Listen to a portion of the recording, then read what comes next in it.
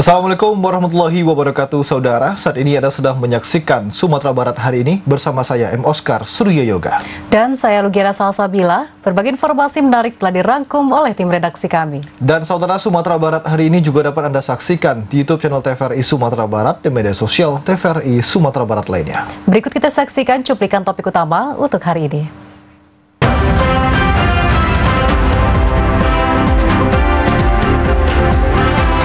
Polisi periksa 6 saksi pasca ledakan di SPH. Puluhan masyarakat Ujung Gading, Kabupaten Pasaman Barat ditipu Biro Perjalanan Haji dan Umroh.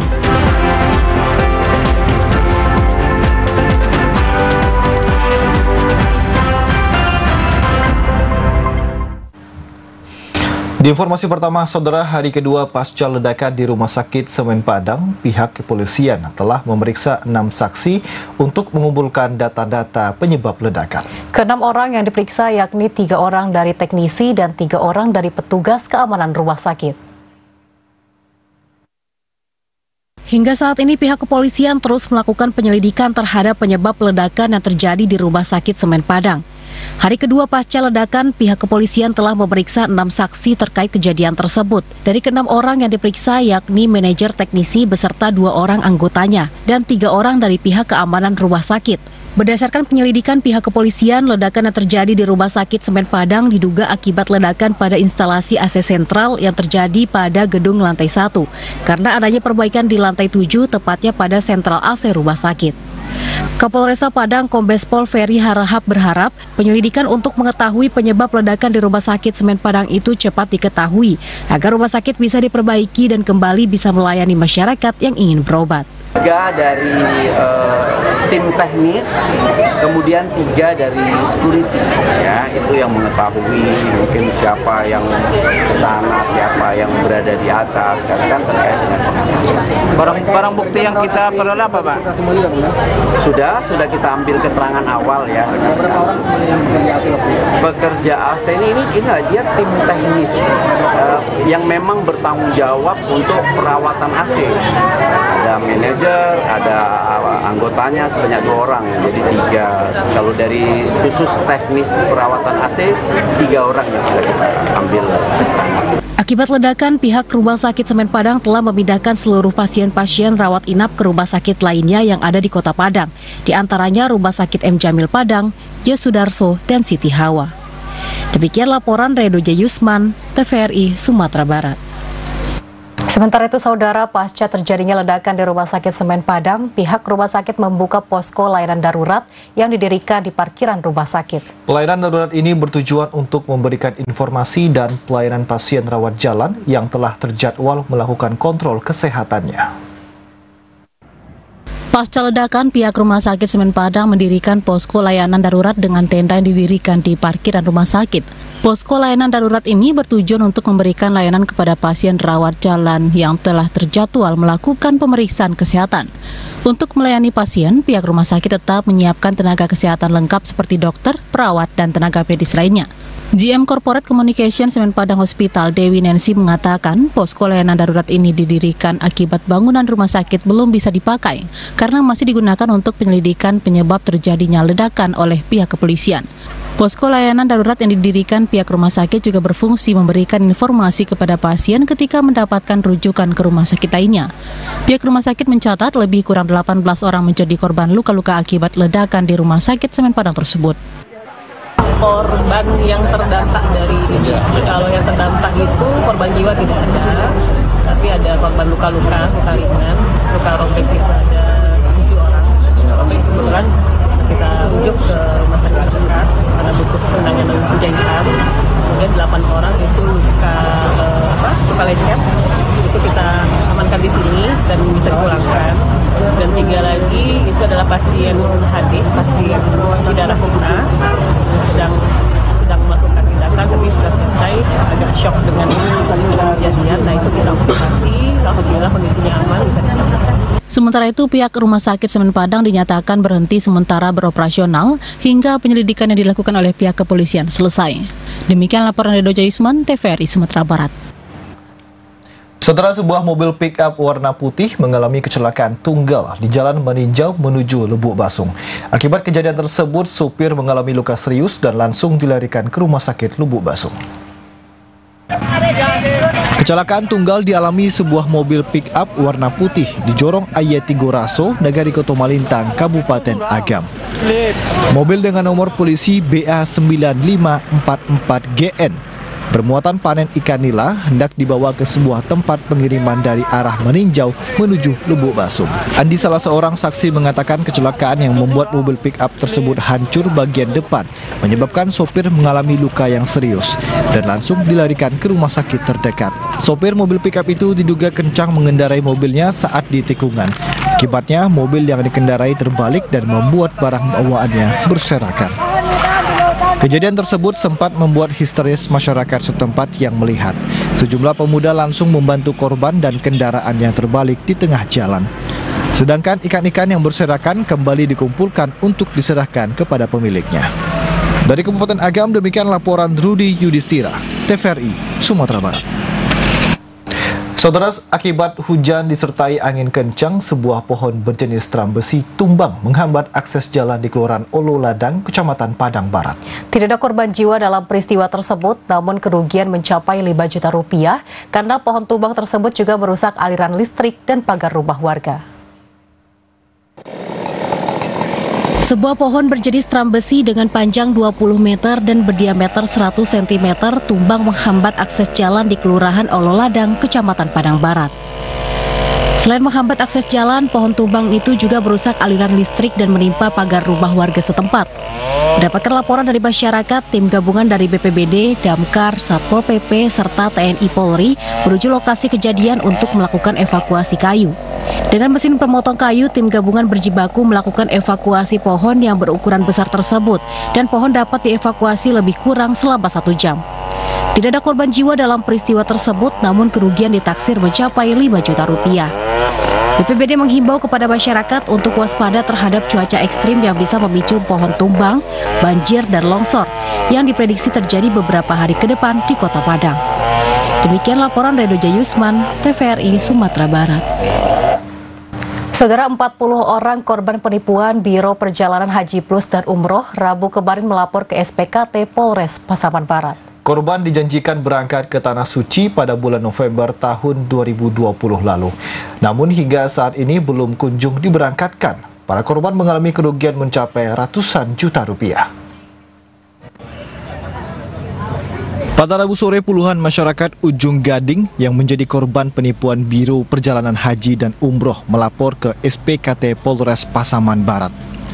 40 korban penipuan Haji Plus dan Umroh tersebut mengaku akan diberangkatkan pada bulan November tahun 2022 lalu. Korban melaporkan MH dan ZR, warga Ujung Gading yang melakukan penipuan dengan berjanji bisa memberangkatkan para jemaah melalui Biro Perjalanan PT Minangkawas Wisata. Namun setelah 2 tahun lebih menunggu, para korban tidak kunjung diberangkatkan. Korban Haji Plus mengaku menyetor 50 juta per orang, sementara jemaah umroh membayar 10 juta rupiah. Iming-iming ongkos murah membuat jemaah banyak yang tertarik dan langsung setor dana. Zawil Huda selaku pendamping masyarakat mengaku korban melapor ke Polres Pasaman Barat dan dibagi menjadi 2 laporan. Pertama tentang penipuan Haji Plus dan laporan umroh. Polres Pasaman Barat sudah menerima dan memproses laporan tersebut. LP tinggal LP umroh karena ada Haji Plus, ada umroh. Yang Haji Plus sudah selesai, korbannya ada 6 orang. Kalau totalnya berapa nih, Bang? Ada 40 orang. Berarti 6 Haji Plus? 34 orang umroh. Umroh biasa? Umroh biasa. Itu kerugiannya berapa total, Bang? Kalau umroh itu Elang Putih akan konsen mengawal, mendampingi, memberikan advokasi agar mereka ini kan sudah banyak terluka, Pak. Yeah. Ada yang kebunnya dijual, Bu, ya. Kebunnya dijual untuk Haji Plus beribadah, ditipu orang. Sementara itu, salah seorang korban, Rosmaini, mengatakan banyak korban penipuan datang dan mengeluh karena kerugian mencapai ratusan juta rupiah. Mereka berharap polisi bisa memproses laporan mereka. melaporkan apa penipuan umroh kami. Ibu janjinya gimana, Bu? Janjinya Ya. bulan Tahun 2022. tahun 2022 bulan bulan apa? bulan apa saya datang ke bulan November. Bulan November. Bulan November. Berangkat umroh. Iya. Nyatanya Terus sekarang enggak juga. Para korban berada di kantor Polres Pasaman Barat hingga malam. Puluhan korban tersebut berharap besar polisi bergerak cepat agar kerugian mereka bisa dipulihkan dan memberikan hukuman kepada pelaku. Dari Kabupaten Pasaman Barat, demikian laporan Andika Adi Saputra, TVRI, Sumatera Barat. Saudara, Satuan Reserse Narkoba Polres Padang Pariaman menangkap 2 orang yang diduga pengedar narkotika jenis ganja dan sabu di 2 lokasi berbeda. Dari tangan kedua tersangka diamankan barang bukti berupa sejumlah paket kecil sabu dan ganja siap edar, telepon genggam dan bong yang digunakan sebagai alat hisap sabu. Satuan Reserse Kriminal Polres Padang Pariaman kembali mengungkap kasus penyalahgunaan narkotika di wilayah hukumnya. Kali ini ada 2 tersangka yang berhasil ditangkap di 2 lokasi berbeda. Kedua tersangka masing-masing berinisial J, ditangkap di daerah Sitoga. Dari tangannya diamankan barang bukti berupa sejumlah paket kecil ganja kering siap edar. Kemudian AS, tersangka AS ini ditangkap di daerah Kayu Tanam, Padang Pariaman. Tersangka ditangkap saat hendak melakukan transaksi. Dari tangannya disita sejumlah barang bukti narkoba jenis sabu siap edar, handphone, dan bong alat hisap sabu. Kapolres Padang Pariaman AKBP Ahmad Faisal Amir mengatakan kedua pelaku diamankan anggota kepolisian di 2 lokasi berbeda dan di hari yang sama. Barang bukti itu disuplai dari seorang di Padang Pariaman yang identitasnya sudah dikantongi pihak kepolisian dan kini masih dalam pencarian. Narkotika, baik itu sabu ataupun ganja, terbukti paket hemat seperti ini cukup laris manis dan gampang dibeli masyarakat ataupun diorder. Ya, jadi tidak perlu dibeli dari kota lain. Mereka sudah ada jaringan-jaringannya yang akan kita amankan, kita kejar terus sampai kepada bandar besarnya. Target pasarnya kemana tuh? Ya, Target pasarannya seputaran itu. Daerah luar. Ada pelajar gimana? Ya, Ada pelajar bagaimana dan? pelajar enggak, karena ini penjualannya lumayan mahal. Kalau lebih satu tiket ini sekitar 50 sampai 70.000. Melihat kasus narkoba banyak beredar di wilayah hukum Polres Padang Pariaman, Ahmad Faisal menghimbau masyarakat untuk bisa bekerja sama dalam memerangi penyalahgunaan narkoba di Padang Pariaman, agar barang haram tersebut tidak sampai disentuh oleh generasi muda sebagai penerus bangsa ini. Dari Padang Pariaman, demikian laporan Abdul Syahril, TVRI Sumatera Barat. Saudara, tetaplah bersama Sumatera Barat hari ini. Usai jeda kami akan kembali dengan sejumlah informasi menarik, di antaranya penerimaan pajak Sumbar Jambi melampaui target. Informasi selengkapnya sesaat lagi.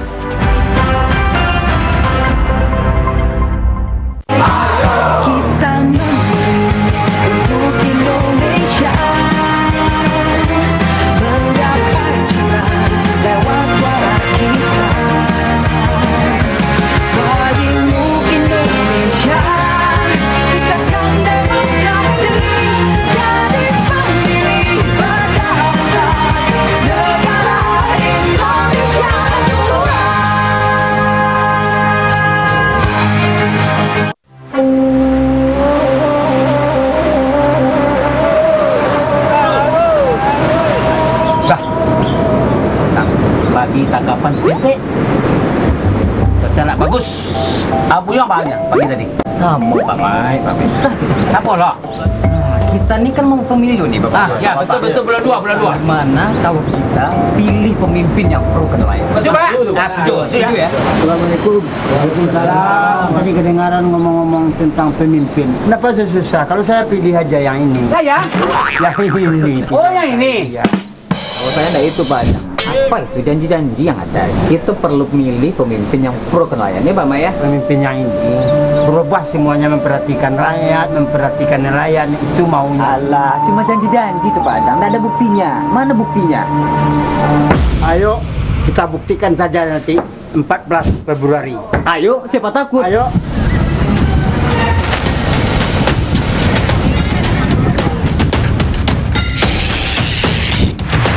dulu Pak Mai. Stop, anak muda. Bapak, jadikan pemilu ajang persaingan sehat, bukan permusuhan. Ayo, sukseskan pemilu tahun 2024. Pemilu damai, bangsa bersatu.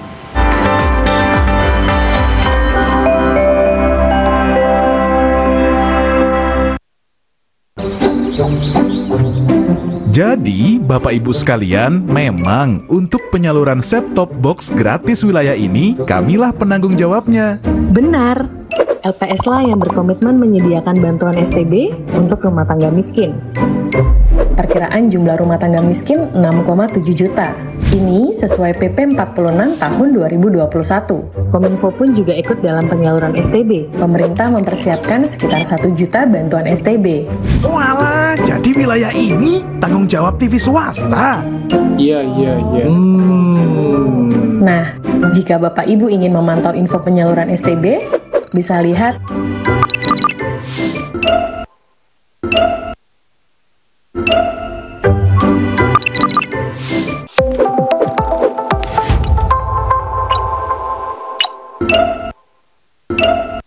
Warga Plus 62, pemilu sudah dekat. Sudah pada tahu apa saja tahapan dan jadwal penyelenggaraan pemilu 2024? Simak informasi berikut ini. Pencalonan anggota DPD. Pencalonan anggota DPR, DPRD Provinsi, dan DPRD Kabupaten atau Kota. Pendaftaran bakal calon presiden dan wakil presiden. Pengusulan bakal calon pengganti atas hasil pemeriksaan kesehatan. Penetapan pasangan Capres-Cawapres. Penetapan nomor urut pasangan calon. Masa kampanye pemilu. Masa tenang. Pemungutan suara. Penghitungan suara. Rekapitulasi hasil penghitungan suara. Suara rakyat, suara pemilu.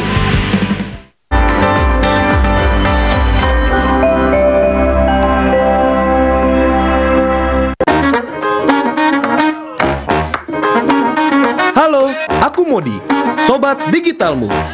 Kamu tahu nggak kalau siaran TV analog akan diganti menjadi digital? Caranya gampang banget loh. Kamu hanya perlu menginstal set-top box. Ayo, ikuti Modi.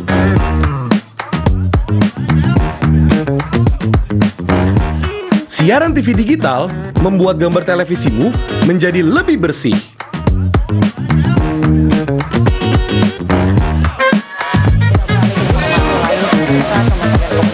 Tidak hanya bersih gambarnya, siaran TV digital juga lebih jernih suaranya. Terus membangun infrastruktur telekomunikasi di wilayah tertinggal, terdepan dan keluar aplikasi. Selain membuat gambar lebih bersih dan suara lebih jernih, teknologi TV digital juga lebih canggih. Ayo, kita kembali ke lab. Ayo, segera bermigrasi ke siaran TV digital. Bersih gambarnya, jernih suaranya, canggih teknologinya.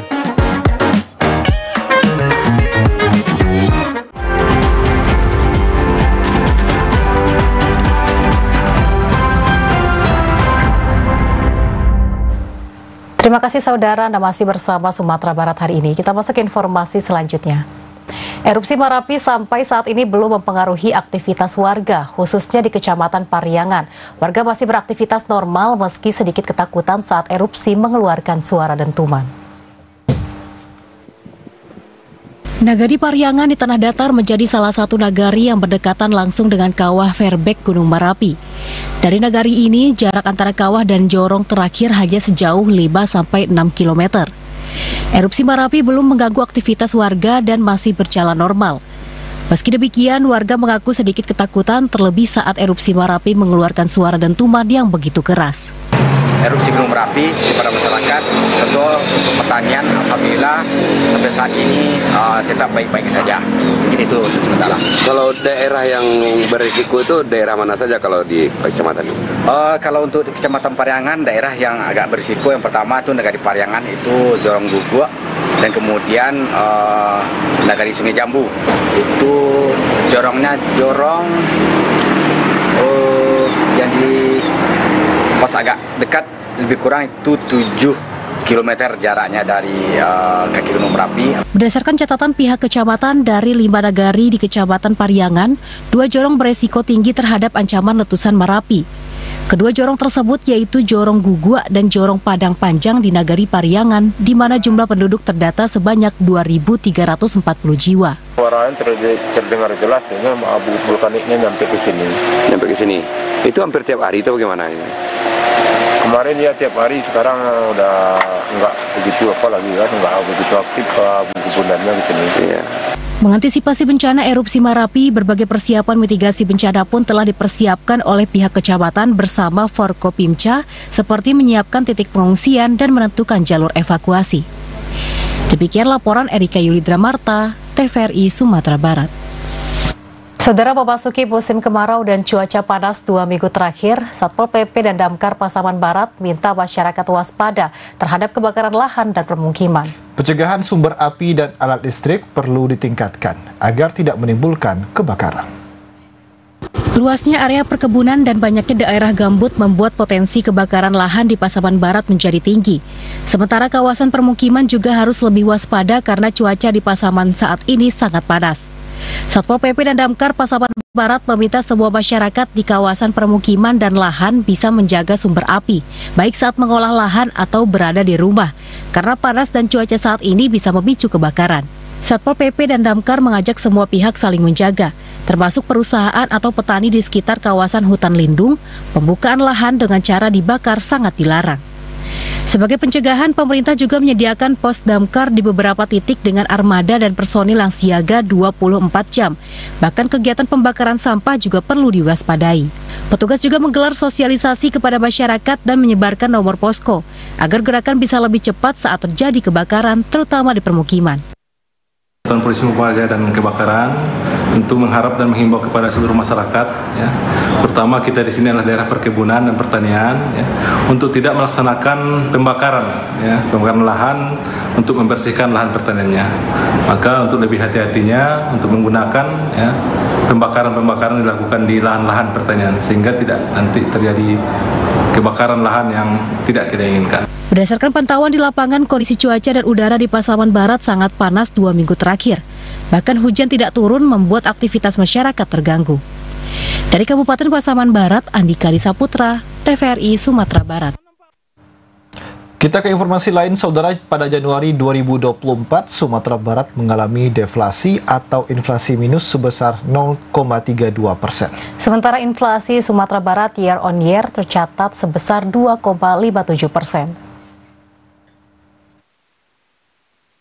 Penyumbang terbesar deflasi sumber pada Januari 2024 ini secara maksimal terjadi pada kelompok makanan, minuman, dan tembakau dengan menyumbang deflasi sebesar 0,33%. Sedangkan penyebab utama terjadinya deflasi secara langsung adalah pada kelompok komoditas beras, ikan cakalang, ikan sisi, air, listrik, dan bahan bakar rumah tangga yang memberikan andil deflasi sebesar 0,21%. Penyumbang deflasi lainnya ada sewa atau kontrak rumah dengan penyumbang deflasi 0,21%.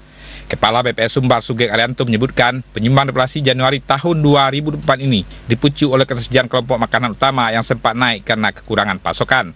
Namun secara umum pengendalian harga cukup baik terutama di wilayah Sumatera. Ya, tadi seperti kita dengarkan baik yang level nasional maupun di kita. Untuk bulan Januari kan situasinya ya, Januari 2024 ini kan kita mengalami deflasi ya. Dan secara kumulatif juga inflasi kita secara tahunan 2,7. Itu sama dengan tahunannya nasional, dan saya kira polanya sejak pertengahan tahun 2023 itu udah sangat terkendali gitu. Apa pemicu deflasi kita untuk bergerak? Kalau kemarin tadi kan komoditi yang kelompok pengeluaran yang paling berpengaruh adalah kelompok makanan ya. Dan memang itu kan dipicu oleh ketersediaan ya beberapa komoditas makanan utama yang kemarin memang sempat naik karena terjadi kekurangan pasokan, kan kita sudah mulai bisa penuhi gitu. Sementara itu, beberapa harga komoditas di pasar internasional juga mengalami penurunan, sehingga juga berpengaruh terhadap nilai ekspor dalam negeri yang cenderung menurun. Nur Kalbi, Adriandi, TVRI Sumatera Barat. Saudara, tahun 2023 realisasi penerimaan pajak Direktorat Jenderal Pajak Sumatera Barat Jambi berhasil melampaui target yang ditetapkan, yakni mencapai 103,2%. Tercatat penerimaan pajak DJP Sumatera Barat Jambi mencapai 13,4 triliun rupiah dari target sebanyak 12,61 triliun. Penerimaan pajak tahun 2023 di Direktorat Jenderal Pajak Sumatera Barat Jambi melampaui target. Kepala Kanwil DJP Sumatera Barat Jambi, Eti Rahmayanti mengatakan, pada tahun 2023, DJP Sumatera Barat Jambi berhasil mengumpulkan penerimaan pajak sebesar 13,4 triliun rupiah. Penerimaan pajak ini melampaui dari target yang ditetapkan pemerintah, yakni sebesar 12,61% atau dengan tingkat penerimaan mencapai 103,2%. Dari penerimaan tersebut, penerimaan pajak di Sumatera Barat mencapai 5,98 triliun rupiah dari target 5,81 triliun. Dan selebihnya merupakan penerimaan pajak dari Provinsi Jambi. Untuk penerimaan pajak didominasi oleh sejumlah sektor yang mendominasi seperti perdagangan besar dan eceran dengan nilai pajak sebesar 1,13 triliun, industri pengolahan sebesar 1,3 triliun, administrasi pemerintah dengan nilai 1,7 triliun rupiah, dan sektor keuangan perbankan. Sementara itu untuk tahun ini DJP Sumatera Barat Jambi mendapatkan target penerimaan pajak sebesar 14,2 triliun rupiah. DJP Sumatera Barat Jambi optimis dapat mencapai target yang telah ditetapkan mengacu pada peningkatan layanan terhadap wajib pajak dan pertumbuhan ekonomi Sumatera Barat Jambi yang semakin membaik. Irwan Santoso, Adriandi, TVRI Sumatera Barat. Saudara, Kantor Wilayah Kementerian Agama Sumatera Barat menargetkan kelulusan petugas haji daerah atau PHD dapat diumumkan pada awal Februari 2024. Sementara itu, Kemenak berharap PHD yang terpilih merupakan petugas haji yang berdedikasi dan berintegritas untuk melayani jemaah haji nantinya. Dalam rangka menyambut ibadah haji tahun 2024, Kanwil Kemenak Sumatera Barat melakukan seleksi petugas haji atau PHD melalui sistem CAT dan wawancara. Kabid Haji dan Umroh Kemenak Sumatera Barat Ramza Husman mengatakan, penyelenggaraan rekrutmen petugas haji daerah tahun 2024 dilaksanakan dengan perencanaan, akuntabel dan transparan sebagai upaya menyiapkan calon petugas haji yang memiliki persiapan melayani jemaah haji dan mampu mempertahankan target indeks kepuasan jemaah haji Indonesia atau IKJHI. Kegiatan seleksi PHD ini diikuti oleh 42 peserta dari 17 kabupaten kota di Sumatera Barat.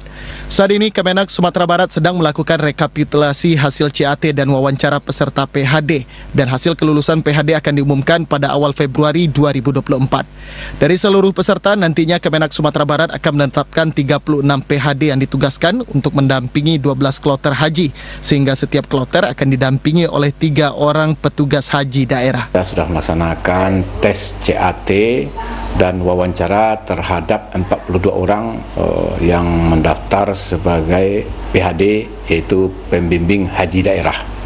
Jadi di antara 42 itu nanti kita akan mengambil 36 orang, karena kloter di Sumatera Barat itu sebanyak 12, jadi masing-masing kloter itu ada 3 PHD, menjadi 36. Jadi nanti insya Allah 36 akan bertugas sebagai pembimbing haji daerah. Jadi sedang proses, dan nanti insya Allah kira-kira awal-awal Februari nanti baru akan diumumkan hasilnya. Kemenak Sumatera Barat berharap nantinya terpilih PHD yang memiliki dedikasi dan integritas untuk menyukseskan pelaksanaan ibadah haji tahun 2024. Irwan Santoso, Adriandi, TVRI Sumatera Barat.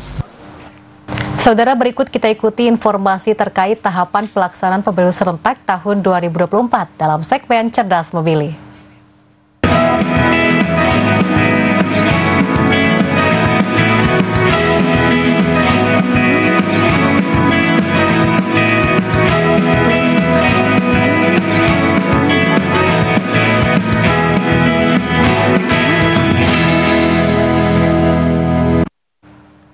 KPID Sumatera Barat temukan 3 potensi pelanggaran iklan kampanye di lembaga penyiaran. Potensi pelanggaran yang ditemukan tersebut adalah kelebihan durasi penayangan iklan kampanye yang dilakukan oleh salah satu stasiun televisi dan 2 stasiun radio. Sesuai aturan penayangan iklan kampanye di televisi dan radio telah mulai disanakan sejak 21 Januari 2024 lalu. Untuk itu, KPID Sumatera Barat telah mulai melakukan pemantauan dan pengawasan terhadap penayangan iklan kampanye di lembaga penyiaran baik televisi maupun radio. Dari hasil pantauan hingga hari ini, KPID Sumatera Barat menemukan 3 potensi pelanggaran yang dilakukan oleh 1 stasiun televisi dan 2 stasiun radio. Potensi pelanggaran tersebut yakni berlebihnya durasi tayang, karena sesuai ketentuan iklan kampanye di televisi maksimal 30 detik, sementara iklan kampanye di radio maksimal 60 detik. Ketua KPID Sumatera Barat Robert Kennedy menyebutkan, meski 3 potensi pelanggaran iklan kampanye ini belum secara substansial, namun KPID Sumbar telah menindaklanjutinya dengan melakukan pemanggilan ke 3 kelompok penyiaran tersebut. Selain itu, ada beberapa potensi pelanggaran iklan kampanye yang dapat disanksi pidana sesuai dengan pasal 462 Undang-Undang Pemilu.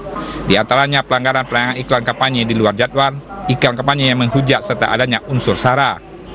Berdasarkan hasil pantauan kita, ada ditemukan 3 potensi ya. Potensi pelanggaran penayangan iklan kampanye ini ada 1 di TV dan 2 di radio.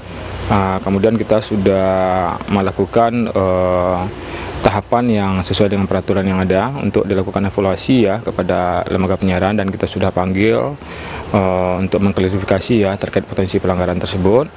Dan tentunya ada semacam komitmen kita harapkan dari lembaga penyiaran ini untuk melakukan perbaikan sehingga penayangan iklan kampanye ini tidak lagi melanggar sesuai dengan aturan yang sudah dibuat oleh KPI sendiri, termasuk juga oleh KPU sebagai lembaga penyelenggara pemilu itu sendiri.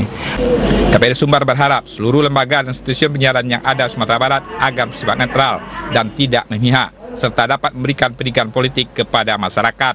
Nur Kalbi, Arfiandi, TVRI Sumatera Barat. Saudara, KPU Pasaman Barat mempercepat pergerakan logistik pemilu serentak. Ratusan petugas PPK dan PPS dilibatkan untuk mempercepat pergerakan yang tersebar di 2 gudang KPU dan di aula kantor KPU Pasaman Barat. Persiapan logistik pemilu serentak di Kabupaten Pasaman Barat terus dikebut. Proses pengepakan logistik dilakukan di 2 gudang KPU dan aula kantor KPU dengan melibatkan anggota PPK dan PPS. KPU menargetkan tanggal 31 Januari ini bisa selesai pengepakan agar bisa lanjut ke tahapan berikutnya. KPU sengaja melibatkan PPK dan PPS agar lebih teliti dan cepat dalam bekerja karena itemnya sangat banyak.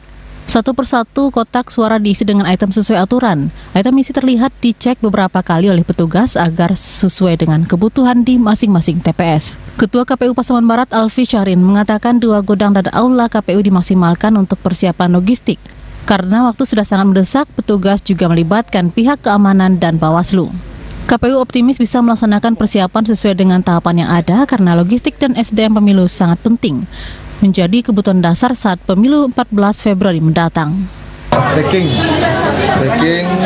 untuk persiapan logistik pemilu 2024 yang kami libatkan seluruh kawan-kawan PPK, PPS dan sebagian teman-teman dari KPPS untuk melaksanakan packing di 2 gudang kita. Itu gudang pertama di Katimaha dan gudang kedua di Jati. Kapan dimulai dan kapan selesai rencana itu? Alhamdulillah untuk packing ini kita mulai dari hari Minggu kemarin tanggal 28 dan insya Allah kita itu bisa selesai sampai tanggal 31 Januari 2024. Hingga siang tadi petugas PPK dan PPS masih berada di gudang dan proses pengepakan. Kotak dan logistik lainnya terlihat berada di gudang dan diawasi oleh Bawaslu Pasaman Barat. Hingga saat ini belum ada kendala berarti dalam persiapan pemilu saat ini. Demikian laporan Andika Disa Putra, TVRI Sumatera Barat. Saudara, untuk memastikan semua warga yang memenuhi syarat memiliki hak suara yang tercatat, KPUD Darmasraya telah menerima 748 orang masuk dan 1.070 orang keluar dari daftar pemilih tambahan atau DPTB sementara hingga batas pengurusan 7 Februari mendatang dengan 4 kategori pemilih. Komisioner KPUD Darmasraya Wilri Iswandi mengatakan untuk data DPTB sampai hari ini yang masuk sebanyak 748 pemilih dan keluar sebanyak 1.070 pemilih. Pengurusan DPTB ini telah berakhir pada 15 Januari, namun masyarakat bisa mengurus pindah memilih jika memenuhi 4 kriteria DPTB. Antara lain orang dalam perawatan di rumah sakit, di rumah tahanan yang tertimpa bencana alam, dan orang yang menjalankan tugas lain pada pemungutan suara. Pemutakhiran DPTB adalah langkah penting untuk memastikan daftar pemilih mencerminkan perubahan yang ada di masyarakat, seperti perpindahan tempat tinggal atau status pemilih. Proses pemutakhiran ini membantu masyarakat agar hak suara mereka tercatat secara akurat.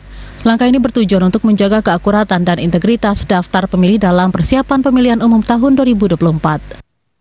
DPTB untuk Kabupaten Dharmasraya terbaru hari ini itu ada DPTB masuk sebanyak 748 pemilih, kemudian DPTB keluar sebanyak 1070 pemilih.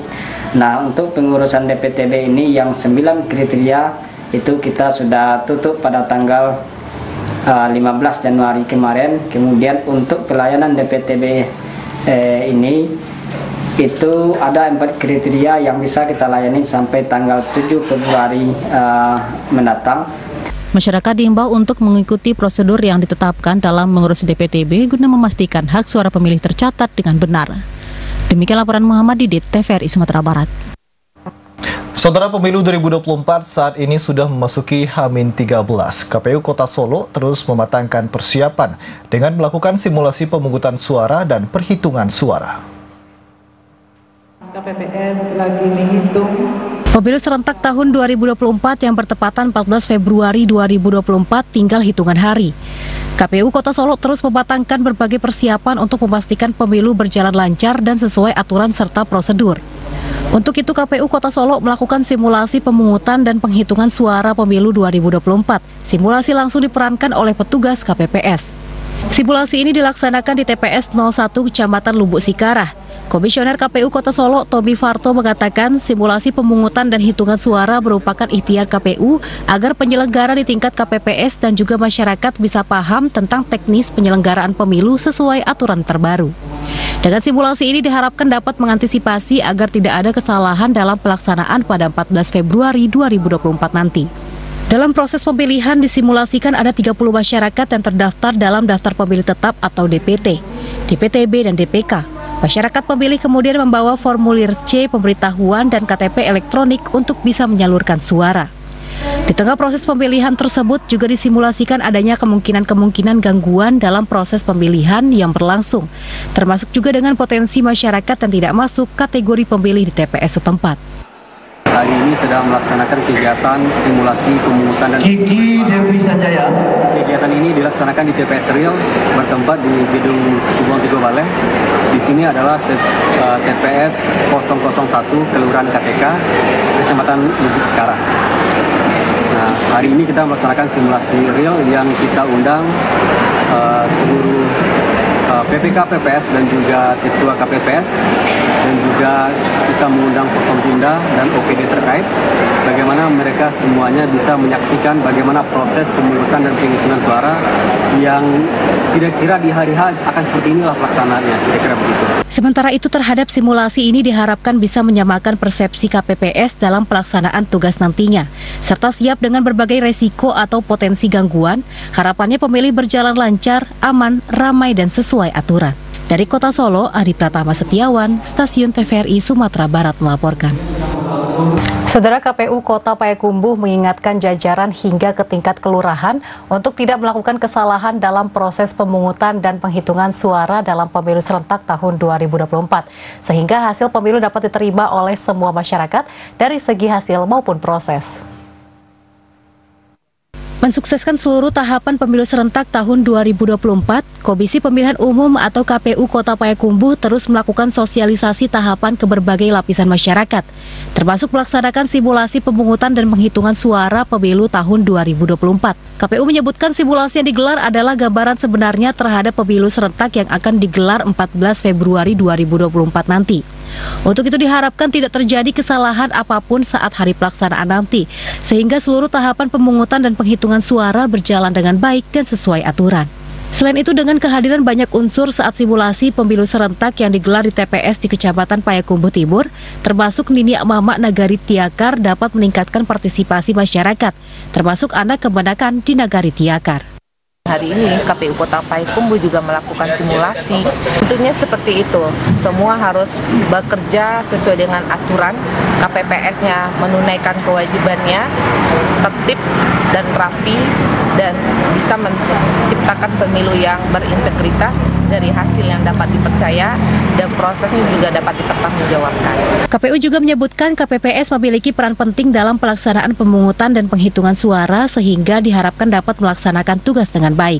KPPS sebagai ujung tombak KPU juga diminta untuk memahami alur proses pemungutan dan penghitungan suara, sekaligus mengenalkan formulir-formulir dan surat suara kepada pemilih atau masyarakat. KPPS juga diminta untuk antisipasi berbagai kesalahan atau kekeliruan saat hari pencoblosan 14 Februari 2024 nanti, termasuk untuk memastikan hak pilih masyarakat yang sudah terdaftar sebagai pemilih. Dari Kota Payakumbuh, demikian laporan Edward, TVRI Sumatera Barat. Saudara Komisi Pemilihan Umum Kabupaten Tanah Datar mensimulasikan pemilu 2024 di TPS terdampak erupsi Marapi.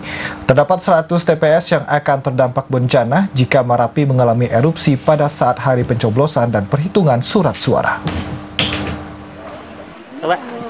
Komisi Pemilihan Umum Kabupaten Tanah Datar simulasikan pencoblosan dan perhitungan surat suara pemilu tahun 2024 di TPS terdampak erupsi Marapi di Jorong Gugua, Nagari Pariangan. TPS di Jorong ini merupakan satu dari 100 TPS yang dipetakan sebagai lokasi rawan bencana erupsi Marapi saat pemilu 2024 pada 14 Februari mendatang. 100 TPS ini tersebar pada 14 nagari di 5 kecamatan dengan total pemilih sebanyak 23.604 pemilih.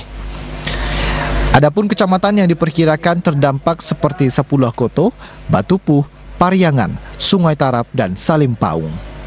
Menurut KPU, seluruh TPS yang terdampak nantinya bisa direlokasi jika Gunung Marapi naik status ke level 4. Sebagai tindakan mitigasi, KPU telah menyiapkan rencana TPS relokasi seperti di tempat pengungsian atau di jorong tetangga terdekat.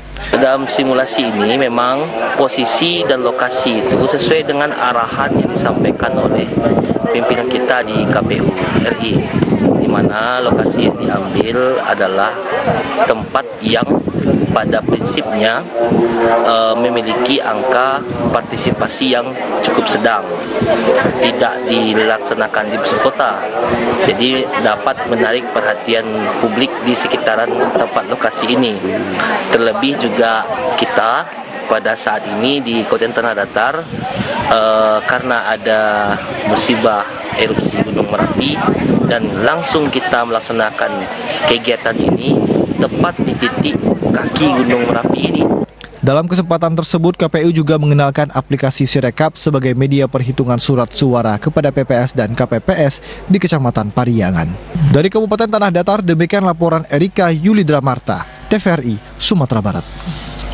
Saudara, untuk mempersiapkan pemilu 2024, KPU Kabupaten Solo melakukan simulasi pemungutan dan penghitungan surat suara. Dalam simulasi tersebut dihadirkan 29 DPT, ditambah DPTB dan DPK. Komisi Pemilihan Umum KPU Kabupaten Solo menggelar simulasi pemungutan dan penghitungan surat suara yang dilaksanakan di halaman Masjid Raya Nagari Talang. Selain itu juga dilaksanakan simulasi rekapitulasi hasil perhitungan suara dan penggunaan aplikasi Sirekap. Kegiatan tersebut dilakukan sebagai bentuk persiapan pemilihan umum atau pemilu 2024. Diketahui pada simulasi ini, pihak KPU Kabupaten Solo menghadirkan sebanyak 29 orang DPT, kemudian ditambah 1 orang pemilih DPTB dan 1 orang pemilih DPK. Komisioner KPU Kabupaten Solo Deswa Wandri mengatakan pelaksanaan simulasi ini merupakan instruksi dari KPU Pusat yang harus dan penting untuk diselenggarakan. Kegiatan simulasi ini diharapkan dimanfaatkan dengan baik. Pada kesempatan ini, secara bersama-sama dapat melihat dan memahami alur materi dan prakteknya dengan baik, sehingga pada pelaksanaan pada tanggal 14 Februari 2024 mendatang tidak salah dan kebingungan. Pada kegiatan simulasi ini, ada beberapa kasus yang harus dicermati oleh petugas, yakni terkait surat suara yang harus diperoleh oleh pemilih DPTB dan DPK. Kemudian pemilih yang tidak tertib harus melakukan pemeriksaan melekat kepada calon pemilih, pemilih yang dampingi dan lainnya. Ya, ini salah satu kita untuk memberikan contoh bagaimana TPS realnya nanti, situasi realnya di masing-masing TPS yang ada tersebar di 1.360 TPS di Kabupaten Solo. Harapan kita, Ya harapan kita simulasi ini berjalan dengan lancar, kemudian para petugas kita memahami bagaimana alur pemberian hak pilih kepada masyarakat kita se-Kabupaten Solok nanti. Sementara itu, pada simulasi ini diharapkan dapat memberikan contoh dan edukasi kepada masyarakat dan masyarakat bisa memahami secara keseluruhan hal-hal yang akan terjadi nanti ketika proses pemungutan dan penghitungan surat suara pada tanggal 14 Februari 2024 mendatang. Dari Kabupaten Solok, Ari Pertama Setiawan, TVRI Sumatera Barat. Saudara, Lapas Kelas 2A Padang berkolaborasi dengan Disduk Capil Kota Padang untuk memberikan layanan kependudukan perekaman EKTP bagi warga binaan.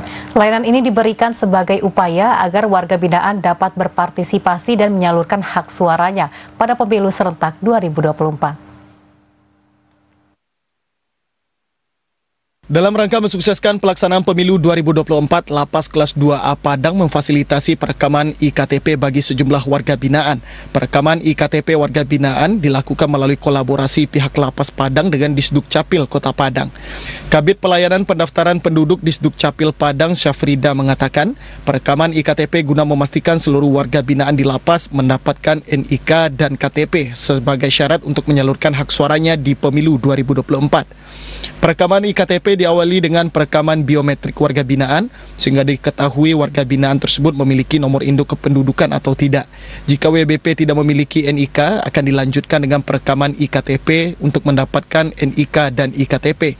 Disduk Capil Padang berupaya untuk melakukan perekaman IKTP untuk seluruh warga binaan yang berada di wilayah kerja Disduk Capil Padang, seperti Lapas Kelas 2A Padang dan Rutan Padang. Dalam rangka mensukseskan pemilu, kita melakukan perekaman ke lapas, khususnya lapas bagi napi-napi yang belum ada NIK atau yang belum melakukan perekaman. Karena itu adalah salah satu untuk mensukseskan pemilu, dia harus mempunyai NIK dan dapat melakukan perekaman. Awalnya kita melakukan cek biometrik bagi seluruh napi. Ketika kita dapatkan dia tidak memiliki NIK, kita lakukan input data perekaman dan langsung kita lakukan perekaman. Dan itu datanya ketika dilakukan perekaman sudah tunggal se-Indonesia. Sementara itu, Kasih Binadik Lapas Kelas 2A Padang Mona Ariska Putri mengatakan, perekaman IKTP di Lapas Padang telah mencakup seluruh warga binaan, sehingga dipastikan 1.000 warga binaan Lapas Padang telah memiliki nomor induk kependudukan. Diharapkan seluruh warga binaan nantinya dapat menyalurkan hak pilihnya di TPU khusus yang difasilitasi oleh KPU Kota Padang.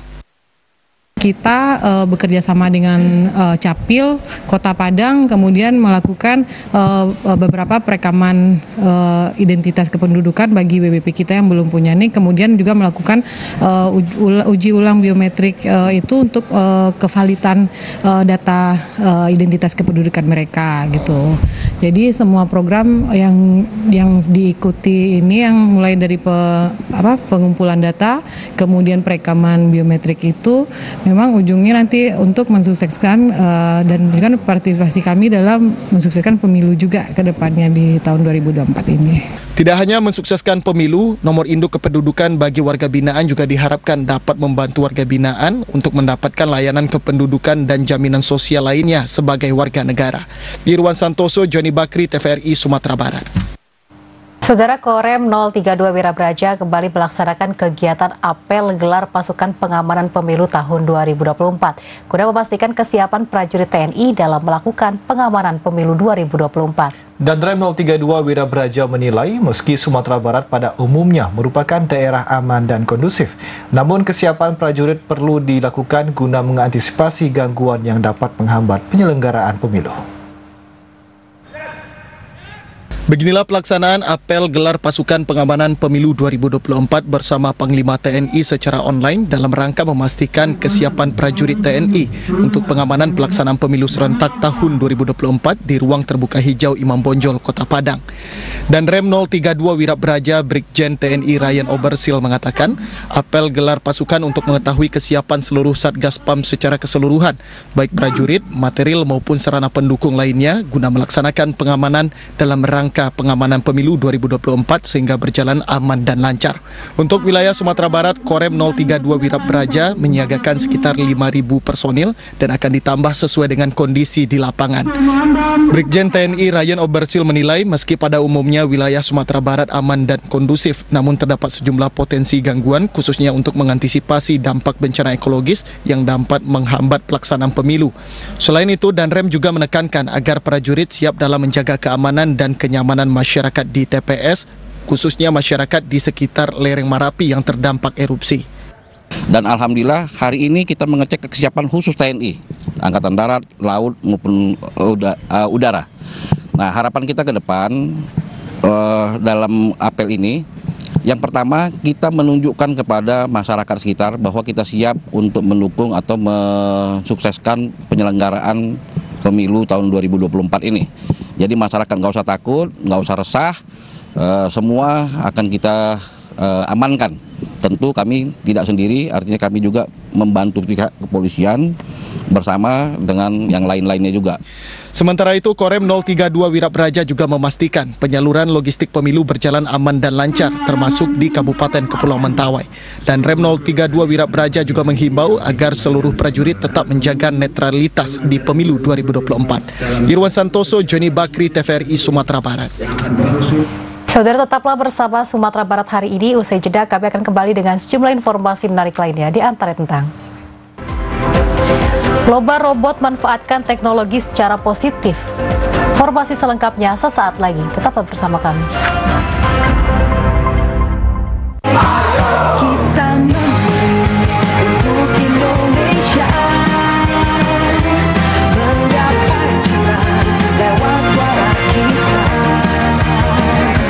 Bagimu Indonesia, sukseskan demokrasi, jadi pemilih berdaulat negara Indonesia Raya.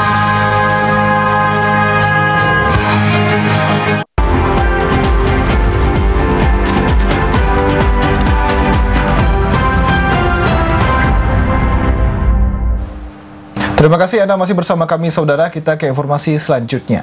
Harga sejumlah kebutuhan pokok di Pasar Impres Painan Kabupaten Pesisir Selatan di penghujung bulan Januari 2024 mengalami fluktuasi harga. Fluktuasi harga ini sudah terjadi sejak sepekan terakhir.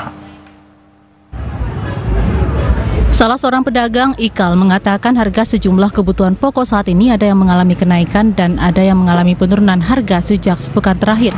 Meski demikian, pada umumnya harga kebutuhan pokok dinilai masih tinggi dari harga normal. Seperti harga tomat yang sudah mengalami penurunan dari Rp25.000 per kilogram menjadi Rp20.000 per kilogram.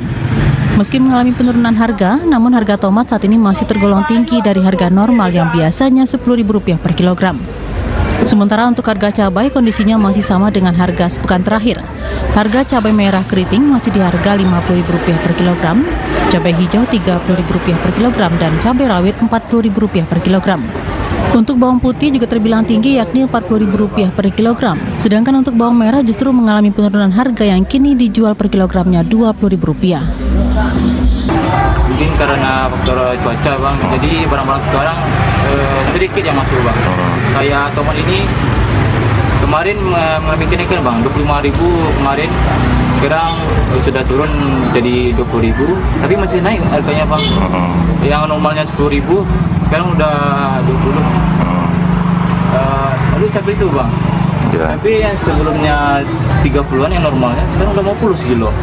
Pedagang berharap untuk harga kebutuhan pokok terutama tomat dan cabai bisa kembali normal karena harganya saat ini masih tergolong tinggi. Dengan demikian diharapkan daya beli masyarakat dapat terus terjaga. Demikian laporan Jeffrey Bentarso, TVRI Sumatera Barat.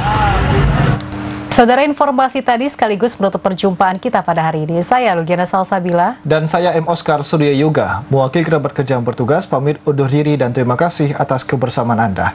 Wassalamualaikum warahmatullahi wabarakatuh dan sampai jumpa.